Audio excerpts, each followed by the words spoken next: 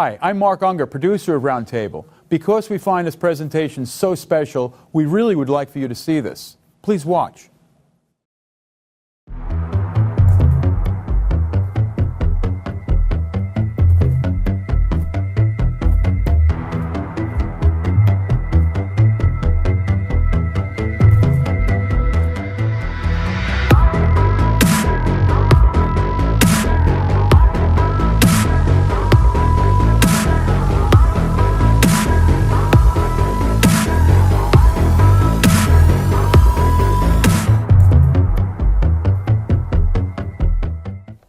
Good evening. Welcome to Single Shot at Roundtable with Alex G. Today we have a brilliant artist who had several transformations during his artistic career. Absolutely. Namely, as I understand, you undergone the transformation from passionate amateur to a professional, a career photographer.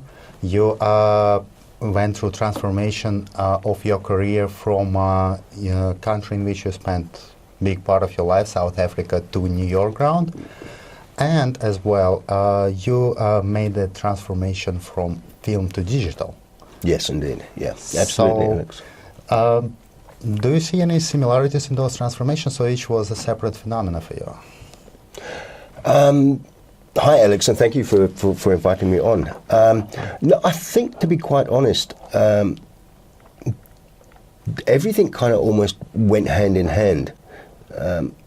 My transition from, for example, from film to digital happened as a result, strangely enough, of my former career as an electrical engineer. I was in Germany in 2005, working on removing a big newspaper printing press that needed to be transformed or taken to South Africa, and we needed to have an awful lot of photographs of the machine before we took it down. And I had one of my 35mm Canons with me, and after 9 rolls of film, I thought, hang on, this is going to be a little expensive. So I kind of looked at digital a little bit, but then I decided, okay, well, you know what, digital's really coming to the fore now, and I went and bought my first digital camera in Munich, which was a Panasonic Lumix, which and the reason I actually bought that when it was, I think it had only been on the market about a week, and I found that it was the controls were very, very similar to working with the 35mm camera. Manual zoom. I could adjust the f-stop myself. I could adjust the shutter speed, the ISO, even though the ISO range was not that great. It was already like lenses, I presume, on Lumix. They always used. Yes, yeah. I mean, it was phenomenal for me. I mean, all of a sudden I find I can shoot 1,000 photographs or whatever, and not have to worry about the cost of it. Absolutely. So, and it had, I think it was like 8 megapixels and 12-time optical zoom. But that started the transformation over, and it was because it seemed to be in tandem with my job. The transformation from countries, from South Africa to the United States, yes. Again, that went hand in hand with the photography. As I understand, it was somewhat gradual process, and it actually influenced the third transformation as well, right? Yes, that's right. Yeah, my first visit to the United States was to New York at the end of 2008, and I obviously I brought a camera over, so I mean I was kind of pretty much doing the tourist thing for the time I was here initially, which was just I think 10 days or something. I was here, a couple of days on Long Island and a few days in the city. And I loved it so much. And then a small exhibition was arranged for me with my girlfriend, who I'd met. So she managed to arrange a small exhibition for me on Long Island, at a restaurant in Long Island. and that kind of really started the whole process of moving forward with the professional career kind of thing. Basically, seeing your works on the walls, exhibited for everybody, brought the desire to see more of it, I presume, right? Yeah, absolutely. I think we're probably all kind of narcissistic in that respect as artists. Absolutely, appreciation is important. Yeah, we love to have our photographs appreciated, and I don't see the point in just keeping them on a hard drive as it is nowadays, or in the old days just throwing hundreds of negatives in a closet or something like that. So, yeah, I mean, it fueled a big desire for that side of my photography, at least, to be seen by a wider audience, and as a result of that, I've had quite a few exhibitions now. And in fact, I've got another one coming up. I'm hanging a new exhibition on Monday. Oh, this is great. At the Port Authority bus terminal here in New York City. This is perfect. Well, in my opinion, there are three forms of appreciation a photographer, any visual artist in a way can have. One form is just hearing your work is great. Another form is people asking you to create it in one or other way, either commissioning it or asking you to help them with something. And the final one, I would say, in a way, the most ultimate, because it does require sacrifices from people who actually express this form of appreciation, is a financial form of appreciation. Yes. So my understanding is you didn't just establish the career in form of having exhibitions happening, but you also established a solid business-wise practice of photography. Yeah, I think it's very, very difficult. I think, as I'm sure you know, Alex, yourself, to be a successful fine art or art photographer. Absolutely. The marketplace these days, as with a lot of art, is it's just becoming more and more and more difficult to make a living from that. So the commercial side of things, whether it be an architectural photographer, real estate photographer, studio photographer for portrait or whatever, needs to happen in order to free up a photographer financially to pursue the art side of things. Well, as I understand, and as I know in my experience, the commercial photography is not that easy to try to pursue as well. It requires a lot of students being businessmen and the artist at the same time, and creating the very correct mix of it. Actually, we met Neil today before this interview, and we recorded some of the footage of Neil working on his photo shoot. Let's see how the artist actually is doing his work in real life. We've all seen how the photo shoots look in the movies, especially the movies about New York photographers. Yeah. We all see the stunning results, and in Neil's case, they're truly stunning on the covers of the magazines and in the catalogs, but we rarely can actually see how it happens in real life and realize how hard of a work, how much of creativity, energy, and understanding between the model and a photographer, which is also a big part of commercial photography.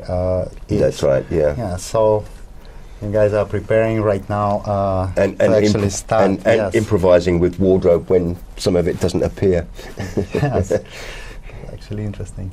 So what this photo shoot was for? As I understand, it was a commissioned work for a specific reason, right? Yes. Sami, the model here, is a lady from Botswana, actually. So she comes from Southern Africa, and I met her during New York Fashion Week, autumn, winter, fall, winter 18 in February of this year, when she was walking runway for one of the fashion shows at the Hungarian embassy here in New York City. And then I worked with her again at Spring summer, New York Fashion Week, Spring Summer 18, at the Mercedes Club, and over at, in New Jersey. And she approached me, asked me if I would be interested in doing a autumn shoot with her. So I actually readily agreed to it. We decided on a couple of scenarios. Sami actually got in touch with a designer, Rong Zhang, got this outfit arranged, which we felt was really, really good for the kind of fall that we were looking for. Yeah. And what we will be doing is, once we've gone over the photographs, once we've edited them, we will be submitting, hopefully for inclusion in quite a few magazines, including Italian Vogue. That's great. And we'll be back after this brief pause.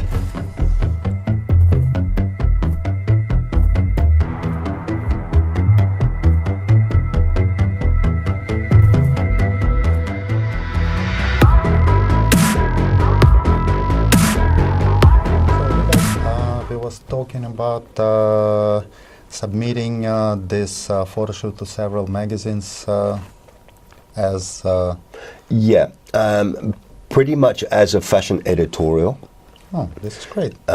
So we are looking at several magazines, as I mentioned before the break, including Italian Vogue, and some of the more high-end fashion magazines. We probably will not look at the US Vogue because we just think that we feel that the feel of the shoot is a lot more suited to the European market. Oh, positively.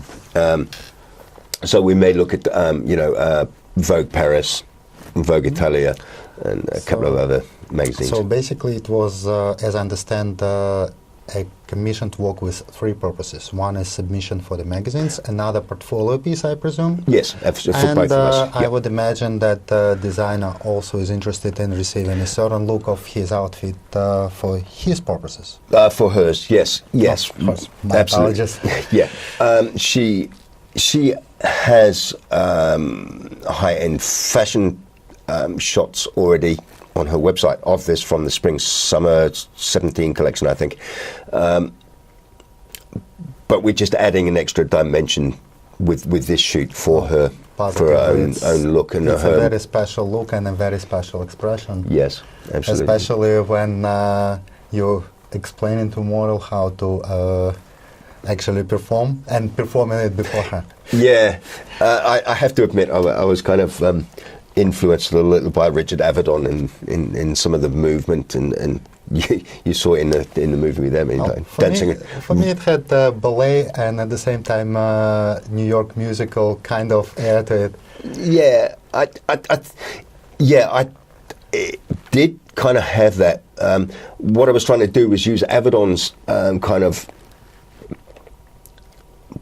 penchant and liking for motion and movement in a fashion shoot, but just putting my own little spin on it. I didn't want it to become an Avedon shoot. Absolutely. You definitely need to be Neil.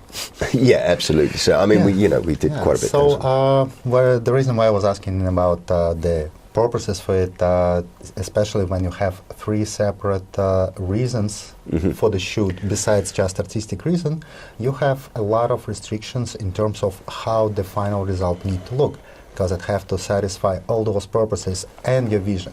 So my question is, how much you need to sacrifice of your artistic vision when you're working on commercial work, on commissioned assignment, where the results are specific and expected?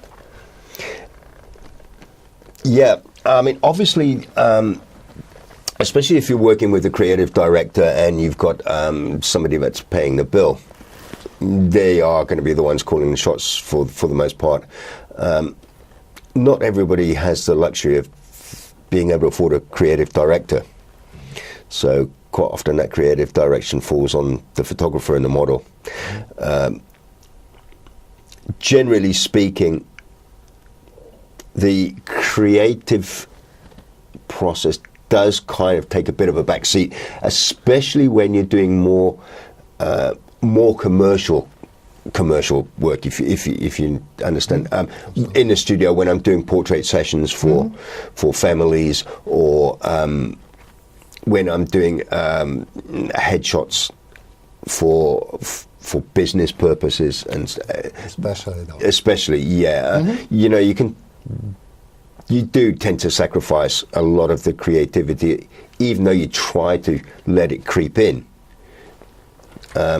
Because you still want to put your own stamp on the final product, because that's what people identify you with, is your style of photography, and if you can bring it into the commercial side. So your creative component of photography does influence your commercial, but what about the other way? Do you feel that what you do commercially in some way, in one way or another, actually influences what you do artistically? I mean, I see those beautiful shots, and I wouldn't see anything commercial about them. They purely artistic and purely beautiful. Apart from the fact that quite often I do shoot with the intention of printing and selling. So it's in my mind, but once I get behind the camera, then the creativity just takes over completely, and you know, the thought about, oh, this is the shot that I've got to make to sell, kind of disappears. So apart from that, I don't think there's the commercial side of it really creeps into the creativity. I almost try to keep them separate, and I use the creative art side of photography as a way of getting away from the commercial stuff to kind of recharge my batteries, if you like, and keep the creativity flowing. But the commercial does influence it in the respect in the respect that obviously it allows me the opportunity to be able to pursue the creative side financially. Absolutely. Yeah, this is beautiful. Beautiful. So as I understand, the commercial photography actually not in any way diminishes your creative photography, but in fact it contributes instead. For the most part, yes, Alex. I do find sometimes that we can get a little bogged down in the commercial photography, and the edge might kind of get rubbed off the creative side, and we can feel a little jaded by shooting the same thing day in, day out. I mean, could you imagine that you've got to do product photography, you're shooting bottles of shampoo for 7 days a week, you know, and absolutely, and trying to put some kind of creative spin on that, or, you know, you're shooting stuff for catalog day in, day out. So it can get a little bit monotonous shooting commercial all the time, and it can take the creative edge off. But what I think we have to do as artists and photographers is realize when that's going to happen, or realize when it is happening, and pull ourselves away from that commercial side for a little bit and get back to the creative side, so that we can just refresh ourselves and get that back in there. You do believe that just taking a vacation in one way or another is enough to fight it? Because I do know that for a lot of photographers, especially who are career photographers and have no other sources of income, it is a serious issue that at some point they're starting to notice that whenever they're creating something just to use for the exhibition, or just to frame it in one way, or even put it at their home, they putting people in the same angle they're using for their commercial work. They are framing the picture from the point of view of marketing instead of point of view of art. They are going by the book because it's expected to be going by the book when it's commissioned. So you believe that just taking a vacation helps? I think so, yeah. I think so. Yeah. I think just even a mental vacation kind of thing is where you just, like, even if you just want, if you can find time, I believe, to go out with the camera for an afternoon. And I'm lucky, I live on Long Island, so I've got beaches all around me. You know, if I want to go down and spend 2 or 3 hours down by the bay, or if I want to drive out to the Hamptons and do some photography out on the beaches or whatever, you know, this is a great time of year. I love it when the waves are going crazy or whatever. Or even if I'm in a studio and if I can't get away from a studio, I'll do some of the still life photography. This method.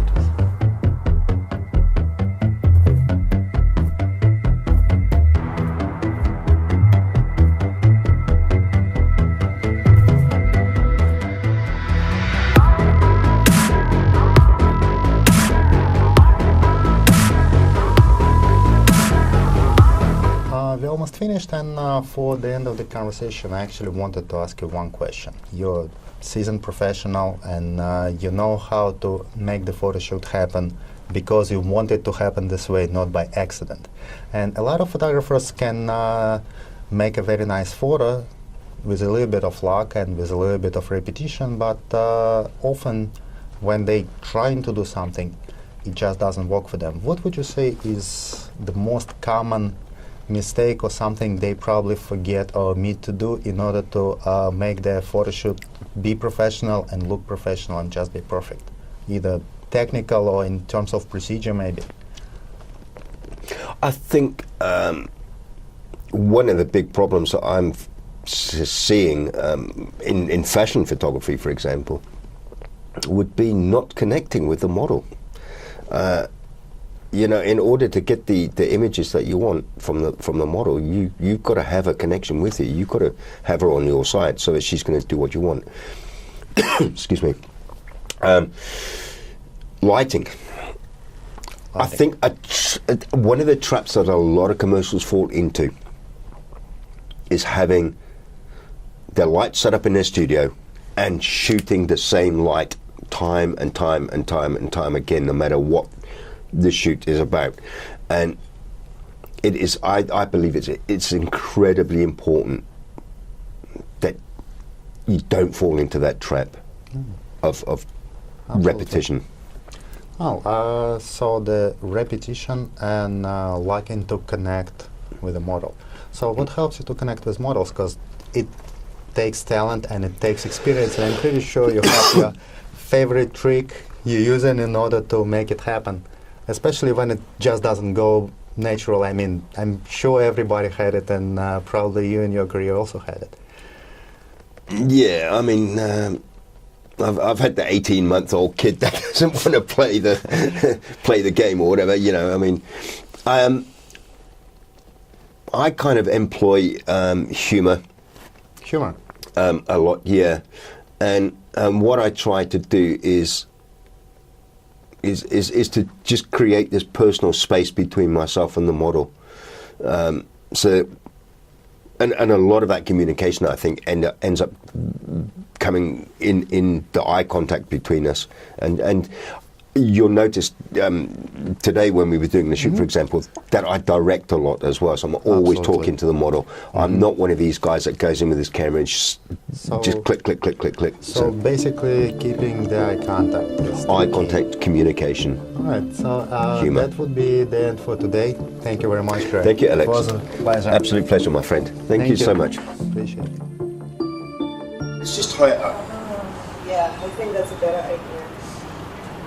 How can you do it there? No, I was thinking you could still do it over the top. Okay. Yeah, but I don't think this can come up except if you do that. You can. This is it's all. So this is what we're gonna try and go out here. Yeah. One. Good. Okay. So breathe again. Just turn the hips towards you so I can see that back arm up before. Okay. Alright. Just take a second. Breathe.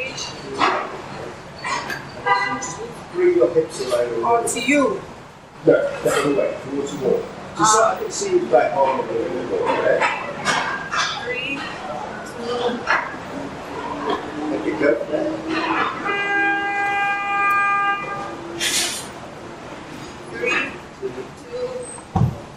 Good. Now, if you can, on that front foot, on that front leg, on the front leg. No.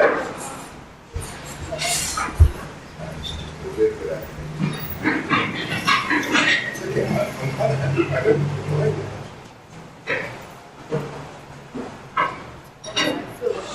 So as we got you're up on your back toe. Okay, you're on your back toe. And you just like this.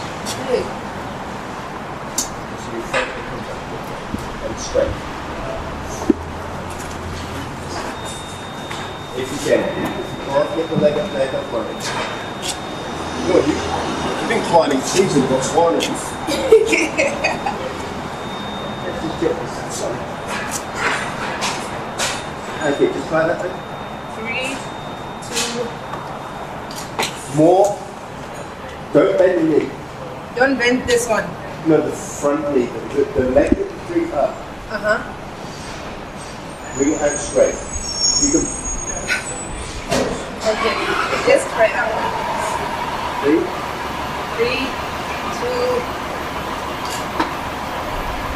I want clean angles as well. Exactly.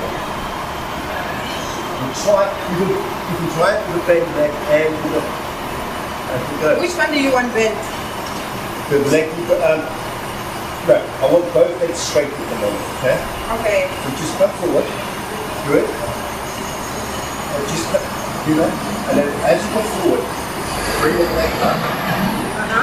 Okay, try it again. Yeah, I want that leg to come up like this. Straight. Up like this. Yeah. Ah. Yes. Now I see. 3, 2. Oh, good, good. And step into it as well, okay? 3, 2. Good. That's good, that's good. 3, 2. Nice.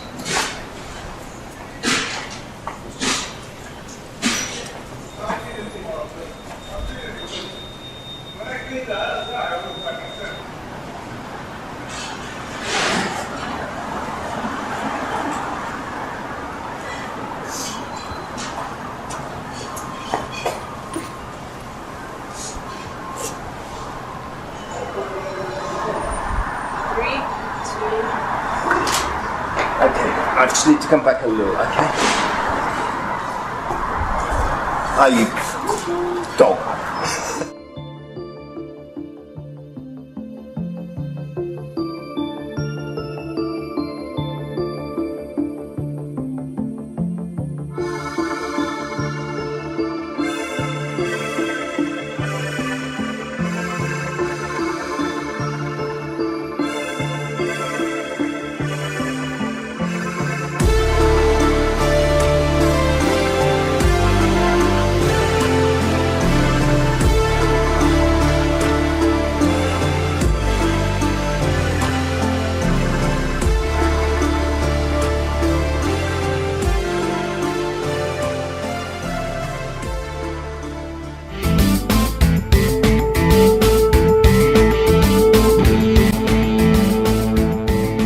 I hope you found that worth watching as much as I did. I'm Mark Unger for Roundtable. Thanks for watching.